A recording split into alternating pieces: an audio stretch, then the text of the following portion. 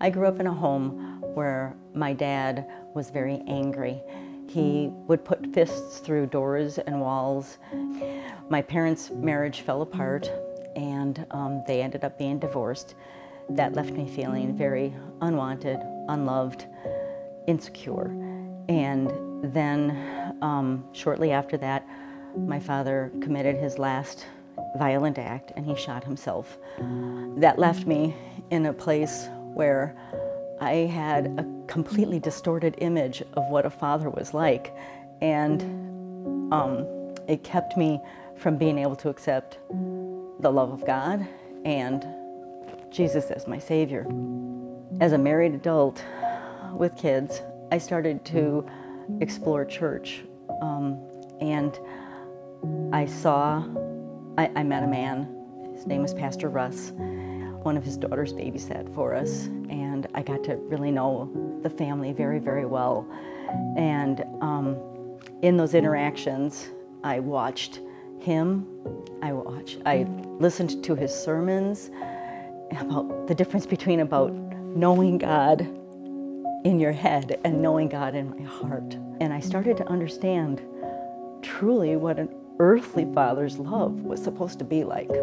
And then we had a small group get together at our home, but I had invited Pastor Russ and his family, and as they entered our very crowded home, this man who is 20 years my elder and about a foot taller than me, he didn't know any of my story whatsoever. He walked into this crowded home and he put his arm around me, gave me a little side hug, and he said, "Pam, you sure are a good woman. Anyone would be proud to be your daddy." It was at that moment that God spoke to my heart and he broke the ice away, and I was able to understand and accept the love of God, my Father. Shortly after that, I submitted to Christ as my Savior and Lord. My sister and I were both given Ancestry DNA by our husbands for Christmas. We wanted to find it out because we never knew our heritage on my mother's side because she was born out of wedlock. But with going through Ancestry, we did some research and we found out actually who our maternal grandfather was. You know, it was like mission accomplished. I know my heritage, done. And then shortly after that, out of the blue, I got a message from somebody I didn't know.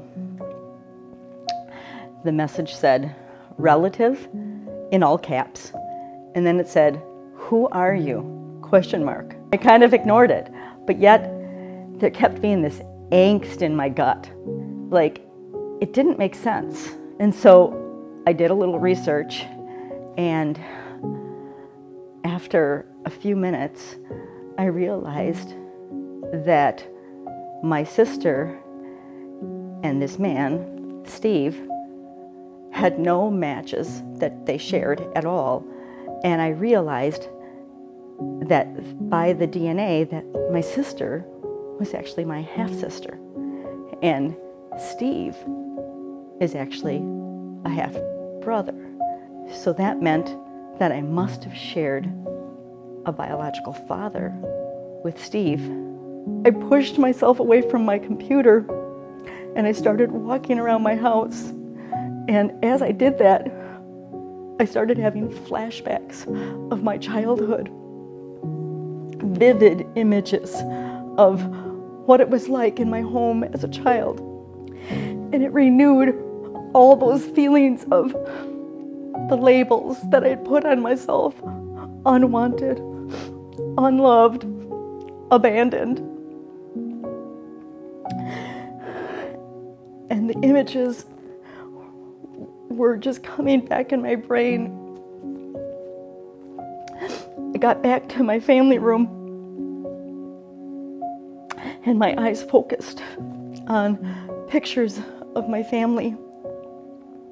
And then out of the corner of my eye, I saw the picture of Christ.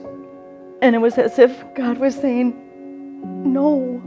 And I stopped and I said, "No, nothing has changed. I am his child. I am wanted. I am loved. He is a good, good father. I have to remind myself that my identity does not govern over my circumstances. Those circumstances, whether they're abuse, divorce, even biology, none of it matters. What matters is my identity, and those circumstances cannot govern my identity. My identity has to govern all of those circumstances. I am a child of God. Happy Father's Day, Daddy. You're a good, good father.